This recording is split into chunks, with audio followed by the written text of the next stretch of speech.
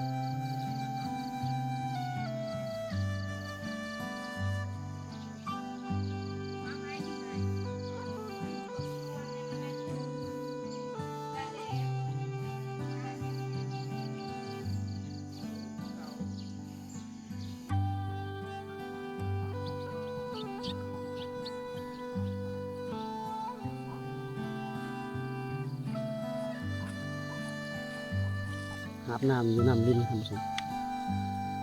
น้ำลิ้นของหมู่บ้าน ถ่ายแต่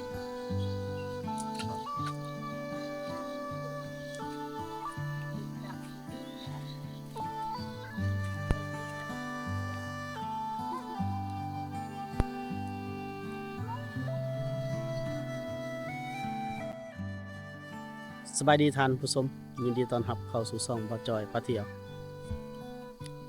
อีพีนี้ก็เดินทางมาฮอดบ้าน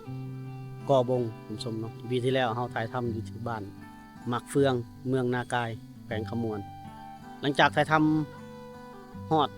ตอนแรงเนาะเวลา 18 โมงเฮาก็เดินทางด้วยเรือหางยาวนั่งเรือจากบ้านมักเฟืองมาบ้านกอบงนี่ประมาณ30 นาทีเนาะปกติถ้าเรือน้อยก็จะใช้เวลาอยู่ประมาณชั่วโมงหนึงแต่ว่าเมื่อวานนี้เฮานั่งเรือที่มีเครื่อง2เครื่องท่านผู้ชมเนาะ2แห้ง2จักรว่าซั่นซะสปีดด้วยความไวเนาะใช้เวลา30นาทีเฮาก็มาฮอดบ้านกอบงท่านผู้ชมเนาะณตอนนี้คืออยู่บ้านกอบงเมืองนากายแขวงขมวนพาพี่พาน้องมาชมวิถีชีวิตความเป็นอยู่ของพ่อแม่พี่น้องชาวบ้านกอบงหมู่บ้านนี้เพิ่นเป็นชนเผ่ามังกรเนาะชนเผ่ามังกรนี่จะแตกแยกย้ายกันอยู่หลายเนาะบ่ว่าจะเป็นแขวงสวรรณเขตก็มีแขวงขมวนก็มีนะท่านผู้ชมเนาะอยู่ทุกที่ว่าซั่นซะเนาะท่านผู้ชมหมู่บ้านแห่งนี้เพิ่นก็มีความเป็นอยู่ที่แบบจะพอเพียงหรือว่าแบบชนบทเนาะหมู่บ้านแห่งนี้บ่มีไฟฟ้าเด้อท่านผู้ชมเนาะเขาเจ้าใช้ชีวิตกันแบบดั้งเดิมเนาะสังเกตว่าเฮือนด้านหลังของเพิ่นนี่จะมีเฮือนแบบมุงใบตองขอเนาะท่านผู้ชมฝาก็เป็นฟาร์มแบบกระจาดเป็นฟาร์มไม้ไผ่เนาะโอเคท่านผู้ชมเข้าไปตามชมวิถีชีวิตความเป็นอยู่ของเขาเจ้าเนาะนี่ท่านผู้ชมตัวหน้าเฮานี่เฮือนสบานเพิ่นเนาะยังใช้ชีวิตหรือว่ายังอยู่ในเฮือนที่ปกติเนาะโอ้ถือว่าเฮาก็บ่เคยเห็นการสร้างบ้านแบบนี้เนาะนี่คือครั้งแรกของทีมงานเราได้เดินทางมาฮอดเนาะไม่ต้องขอท่านผู้ชมเรือนของคนชนเผ่าดังเดิมเนาะชนเผ่ามังกรท่านผู้ชมแต่เบิ่งฟ้าเรือนเขาเจ้าท่านผู้ชมเป็นซานแบบนี้เนาะมุงด้วยไม่ต้องขอท่านผู้ชม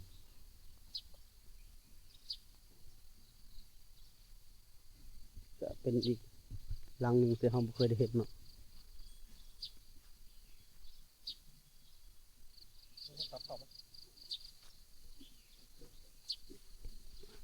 นี่ก็เป็นอีกบ้านไม้ครับอีกหลังหนึ่งนี่มุงด้วยไม้โดยเฉพาะเป็นบ้านดังเดิมหลายร้อยปีแล้วเนาะท่านผู้ชมถ้าบ่ฮอดร้อยก็หลาย10 ปีแล้วเป็นเรือนดังเดิมเลยนี่อีกหลัง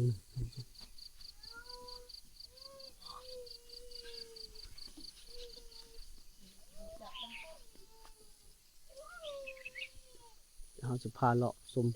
วิถีชีวิตความเป็นอยู่เนาะบ้านนี้เฮายังทันได้ถามเพิ่นว่ามีจักหลังคาเรือนหมู่บ้านแห่งนี้นี่เขาเจ้า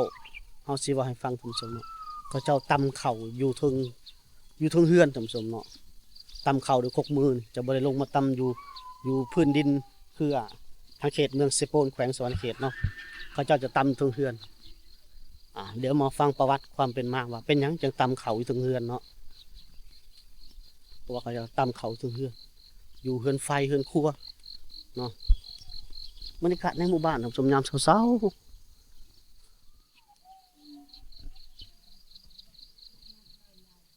มันอย่างเด้เนี่ยเราทำสมเนาะแล้วเขาจังถามคนพื้นที่สมใส่โซลาร์เซลล์สมพลังงานแสงอาทิตย์เงินนี่ก็ยังดังเดิมเนาะ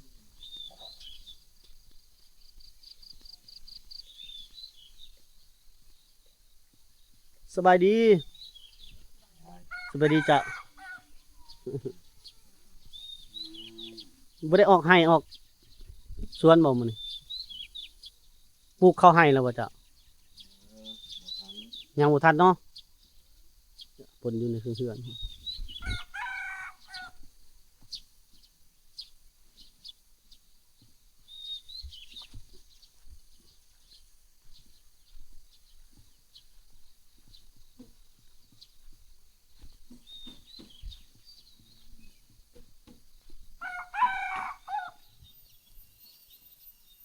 แล้วก็นี่ก็อีกหลังหนึ่งทำสมเนาะ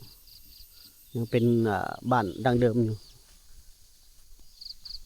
ถึงบางหลังคาก็จะเปลี่ยนแน่แต่ก็ยังได้ผสมกันเนาะ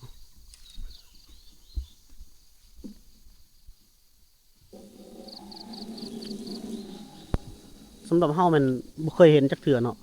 บ้านแบบนี้บ้านทรงนี่เนาะนี่เป็นครั้งแรกตื่นตาตื่นใจเนาะที่ได้เข้ามาเที่ยวชมทำสม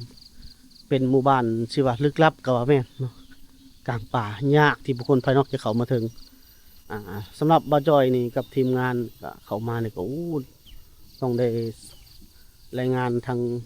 ขันเมืองทางตำรวจเขตตำรวจกลุ่มอึกกระทึกลึกน้องทำสมเนาะ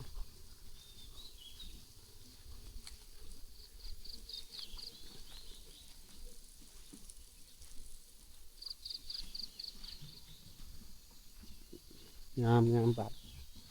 ก็ยังหักษาแบบเขาเจ้าก็ยังอยู่แบบบ้านดังเดิมอยู่เนาะ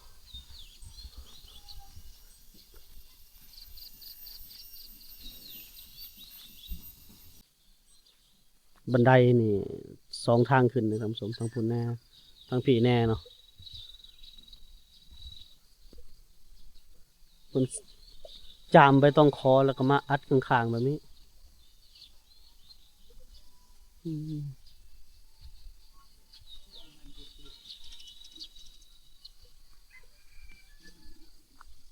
อันนี้น่าจะเป็นคอกไก่คอกยังสมบูรณ์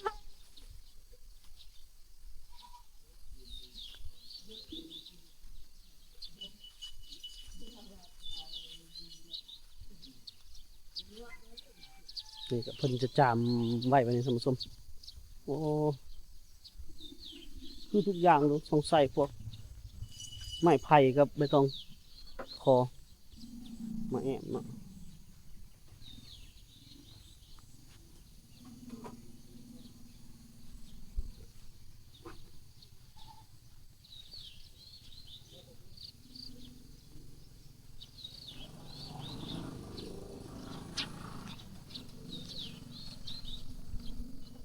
เอาขออนุญาตเพิ่นขึ้นมา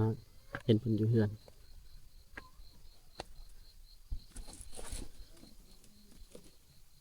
สบายดี สบายดี จ้ะพ่อเฒ่ากำลังสานหยังจ้ะ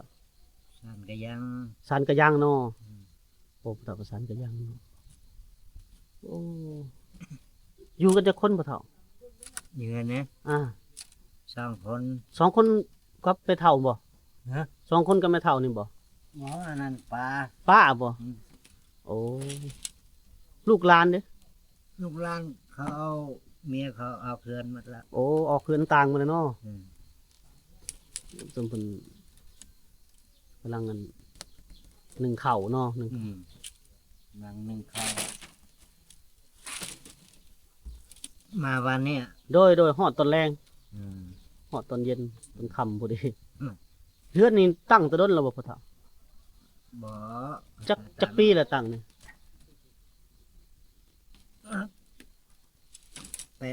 ปีแล้ว 8 ปี ละ โอ้8 ปี9 ปีเนาะ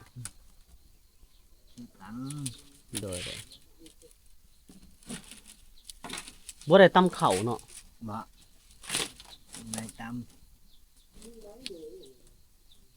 เฒ่านี่เฮ็ดให้บ่อยู่เฮือนอยู่ในบ้าน ำเฮ็ดชวนนะครับให้แล้ว โดยนาบ่มีเนาะ บ่มี เฒ่านี่อยู่แต่บ้านนี่แต่ก่อนแล้วบ่ ม อยู่แตะกี้แต่ก่อนเลย อยู่แต่ก่อนเลย หลาย10 ปีแล้วเนาะ โอ้ เกิดอยู่นี่เลยบ่พ่อเฒ่า เกิดอยู่นี่ โดย ที่50 ปีพนแล้ว โดยแต่ก่อนก็อยู่กันแบบนี้เนาะแต่ก่อนเฮือนหลายบ่ บ่ลายแล้วแต่ก่อน ประมาณจักหลังคาเฮือนแต่ก่อน มันเนาะ10หลังคาเหือนแต่ก่อน โดยเดี๋ยวนี้ปัจจุบันนี้บ้านนี้จักหลังคาแล้ว 80แล้ว โอ้80เนาะคือว่าบ้านกว้างเติบเนาะ อืม ชาวบ้านนี่มีบ่ผู้ย้ายมาแต่บ้านอื่น หรือว่าอยู่แต่บ้านดังเดิมเลย ก็มีแหละ มีเนาะเจ้ามีคนย้ายมาแต่บ้านใดเนี่ยเจ้า บ้านท้องง่ายๆอยู่ที่ โดยหลายบ้านเนาะมาอยู่เนาะหรือว่า เออ หรือว่าคนส่วนน้อยบ่มาอยู่แล้วคนในบ้านนี่แต่ดังแต่เดิมแล้ว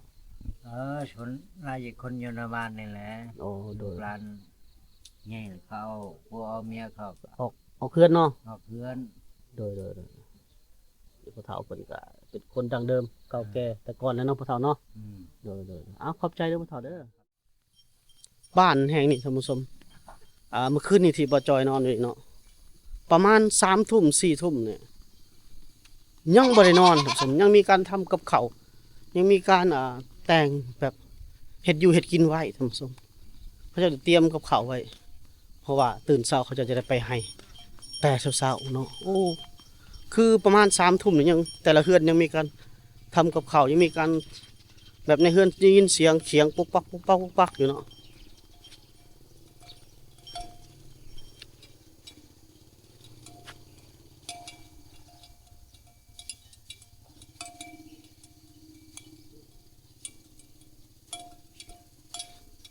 เดือนแล้วนี่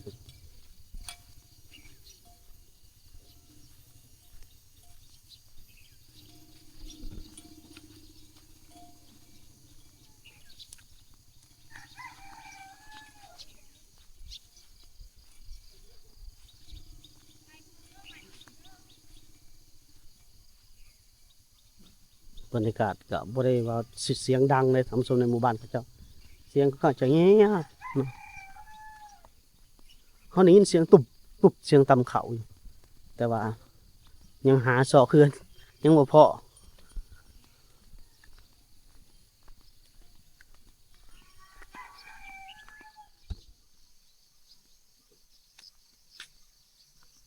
แม้แต่หัวเพิ่นก็ยังสารบ่คือกันเลยเนาะโอ้อีกมุมหนึ่งของหมู่บ้านเนาะก็มีเฮือนใหญ่มีเฮือนใหญ่เฮือนหนาแน่แข็งแรงท่านผู้ชม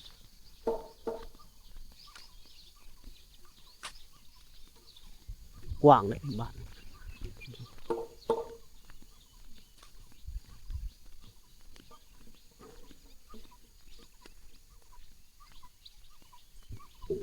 บ่ค่อยเห็นคนหลายเนาะแบบลงแตะเฮือนเฮ็ดนั่นเฮ็ดนี่กิจกรรม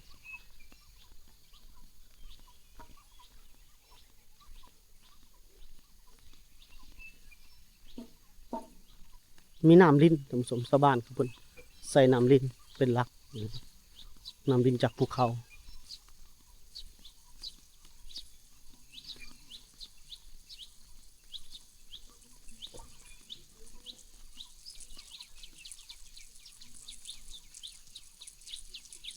ชาวบ้านมาอาบน้ำล้างหน้าล้างตาสบายดีล่ะ บ่ได้ไปให้บ่มื้อนี้ ไป ไปเนาะซักเขาให้แล้วบ่ ยัง ยังเนาะ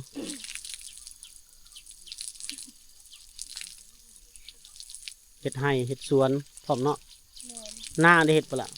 นักเก็บหลาย มีเนาะนาเนาะ มี แสดงว่าในบ้านนี่ผู้มีนาก็มีเนาะ แม่น ผู้บ่มีก็บ่มีมีน้ำดินจากภูเขาทั้งสอง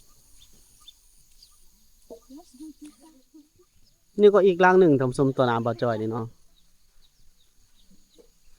ยังมีคนใช้ชีวิตประจำวันที่เก่าสมอันนี้มันไปงะคันไดออกไปนี่มันไปแล้ว ไปไปให้ทำสมได้ยินเสียงยังบ่การตำเขาถึงเฮือนทำสมโอ้แต่ว่ามันสิมืดได้เนาะกล้องเฮาสิเห็นบ่เนาะทีมงานเฮาขึ้นไปแล้วฟังเสียง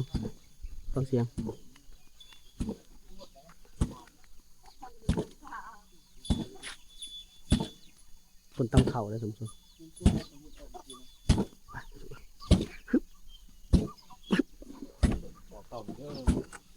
ทีมงานเขา เข้าให้พ่อ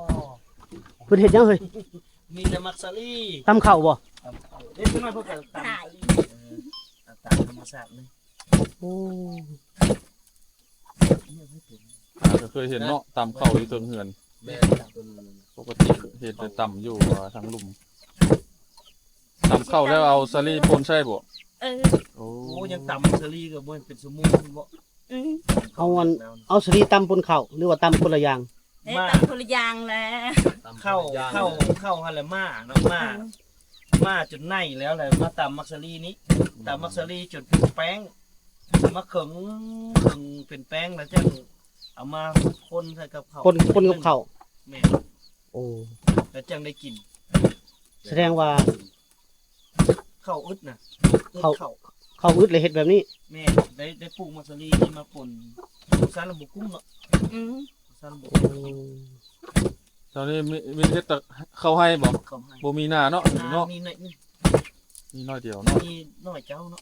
โอ้ เจ้ามี เดี๋ยวเพิ่นเข้า พกตำเข่าเพิ่นก็ต่างได้จากเมืองเซโปนทำสม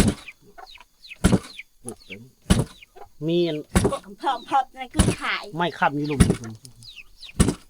ห้องอยู่หลุมเนาะ อืม ตามที่ผู้เฒ่าผู้แก่เพิ่นเล่าให้ฟังเนาะก็เป็นอย่างเพิ่นจังมาตั้ง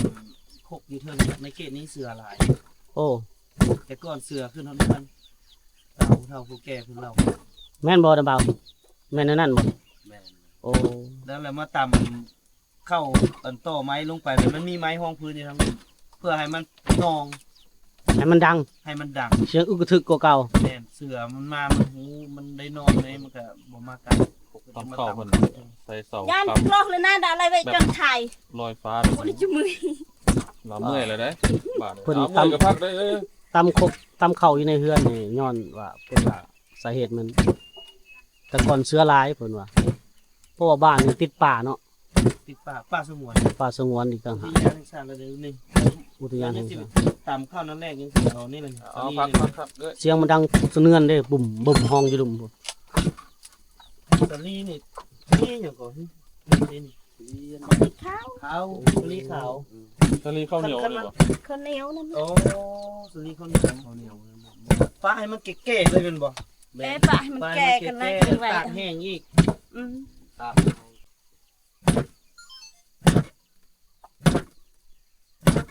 เงินหลังนั้นบ่อนนั้นได้ตัวสุกแล้วบ่ เอาอย่างรอบๆไปครับ จังหวะเพิ่น ไปซีเมือง ซีมึงซีมยังไง เข้าเนี่ยนะ ตำ มัน เข่า กิน อยู่ พวกไทย เม็ด เอา สลี เอามือให้ทางพูนเบิ่งนี่ก็เจ้าก็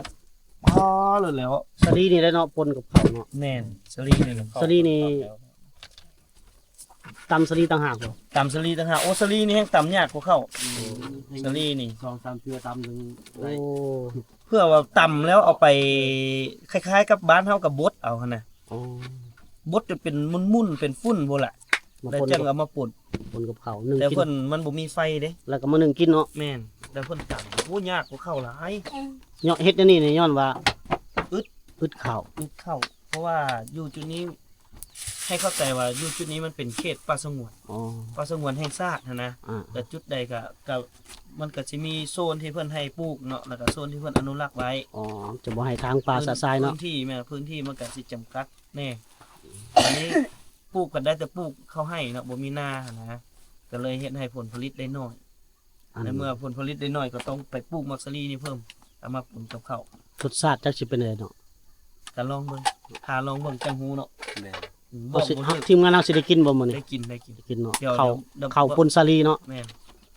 มีอันเดี๋ยวมีเฮือนหลังหนึงอยู่เดี๋ยวสิพา อ๋อ ทีมงานไปลองกินลองเบิ่งนำเพิ่น โอเคโอเค อย่ากินหลายเลยเพิ่นเอาไว้ให้ลูกเพิ่นกินให้ลูกเพิ่นหลายคน เอาสิลองซิมเบิ่ง รส ส ชา อง ติละอย่าง เพราะว่าไม้ถึงนี่เฮาต้องเฮ็ดให้ เพราะว่า ให้นั่นเนาะ แต่ว่าคันเข้าอันนี้น่ะ ถ้าว่ากินตอนร้อนเลยได้ อื มันจะเหนียว เหนียวๆแน่ มันอ่อน แต่ว่ามันเย็นปุ๊บแข็งปั๊บ แข็งปรับเลยเนาะ กินยากมันจานออกเลยมันบ่ได้เหนียวคือเขา เขาเลยเคยเจี โด ย ย เป็นนางเอกเลย เฮ็ดหยังอันนี้เนาะกำลังเฮ็ดหยังนี่ หุงบ่ หุงเผา โอ้ ข้าวเหนียวนี่บ่หรือข้าวเจ้า ข้าวเหนียว อ๋อหุงข้าวเหนียว อืม เอาละ ใช้หม้อ เออ จะคนกินเลย 5 คนคน 5 คนแล ลูกอีกเนาะ 2-3 ถ้วยพุ่นเนาะ แต่เจ้าเน้นเข้าได้ทางนี้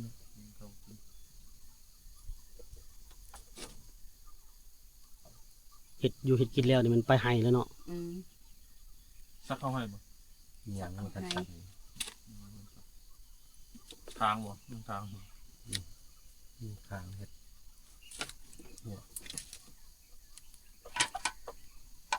เจ้าสองคนอยู่นั่น มันก็เขย่าเด้อมันก็ติ้งเลยท่านผู้ชมเอ้ย เข้าไปขอบใจเลยเด้อเจอหลายๆเดี๋ยวอยู่พื้นน่ะเพิ่นสิมีไม้ห้อง ไม้ห้องมันดังนะไม้ห้องอยู่ลุ่มพุ่น ดั เนาะ งโอ้ มีเจตนาเฮ็ด ต่ำหลายๆเนาะเอามันอันบ่ซันมันซึกดินมันก็ลุกลงน่ะ เจตนาให้เสียงดังอยู่แล้วเนาะ แม่นยังให้เสียงดัง ไล่เสือเพิ่นว่าโอ้ ก่อนเดี๋ยวนี้บ่มีละแต่ว่ามันก็เป็นฮีดคล้องไปเลยละ เป็นตำนานไปทีมงานของเฮาได้เอิ้นว่าข้าวปนสาลีสุกแล้วท่านผู้ชมเฮาจะไปลองซิมเบิ่งเนาะข้าวปนสาลีเป็นครั้งแรกเดี๋ยวเฮาได้ลองสิได้ลองรสชาติของข้าวเจ้าเนาะเพราะว่าข้าวเจ้าก็กินมาหลายปีแล้วสุกแล้วบ่เฮ้ย อันนี้ลูกกระเบิดบ่ สุกแล้วบ่สุกแล้วบ่ ลูกกระเบิดบ่หลานเนาะ สุกแล้วบ่ สุดท้ายก็แล้วอ๋อคนนี้เนาะ โอ้กำลังสวย เขาเดียว อันองค์อันเอาเงินให้ก็ยังให้อยู่หั่นบ่ ให้นะ ยังได้เงินอีกเนาะ สีจังแบบบอกเหลืองๆเนาะเหลืองน้ำสาลีเด้นี่เด้สาลี กินนะ สลีต่ำจนแรกอีหลีได้ยังอยู่บ่ตัวต่ำฮะ ซีมขอซีมเบิ่งก่อนเด้อรสชาติสิเป็นจังได๋ ตัวที่ต่ำมันเจ้าเขิงแล้วฮะนะ หมดเลย เบิดแล้วเนาะเอาใส่นี่เบิดเนาะกินมึงดูทีมงาน กิน คือบ่ให้แม่เพิ่นปั่นให้กินยกเอาเลยบ่ มาผู้ใดสินะมาผู้สุดท้ายเอาสิมึงดูทีมงาน ขออนุญาตเด้อ เออ โอ้ยแข็งๆเพิ่นเนาะมันแน่นๆเนาะมันแน่น กินก็คือขึ้นบักซะเลยเนาะ กินได้แต่ตอนร้อนนี่แหละคันมันเย็นปุ๊บมันก็จ้านแล้วล่ะ ๆแข็งเนาะ แบบปัก นี่ นี่ แข็ ก็ ง ยิ่งแข็งเลย แข็งบ่เฮ็ดอันนี้ก็บ่พอกิน หอมๆกินซะเลยเนาะ มันได้ขึ้นสลีครับ จะออกมันๆคือแป้งซะเลย เฮ้ยหมอน้อยๆเนี่ยมากินให้เบิ่งหน่อยดู มันก็เพิ่มปริมาณเลยเนาะถ้าเอาจากเขาเพียวๆนี่ก็มันน้อย มันบ่พอกิน ถ้า คือ เพิ่ม อันนี้นี่ซ้ำกับสาลีกับข้าวนี่สาลีหลายกว่าซ้ำได้นี่ โอ้ เพิ่นตามนี่บ่ซ่านก็50มา ดอกเหลืองๆนั่นนึง เอาแก้วมาให้พร้อมเลย จำเจ้า เกลียดตัวของเกลียดน้ำเกลียดทำไมกินเผ็ด เอา เบิ่งดูซิมดู ฮะซิมเบิ่งสิมัน ทีม สิ ลาย มี ทีมลายลูกเราบ่อิ่มเด้อ นี่ข้าวแล้วก็มีสาลีเหลืองๆบน เวลาที่มันเย็นนี่มันสิแข็งเลยแข็งมักสาลีอยู่ หรือลุงครับ ปั่นให้ลูกพุ่นละ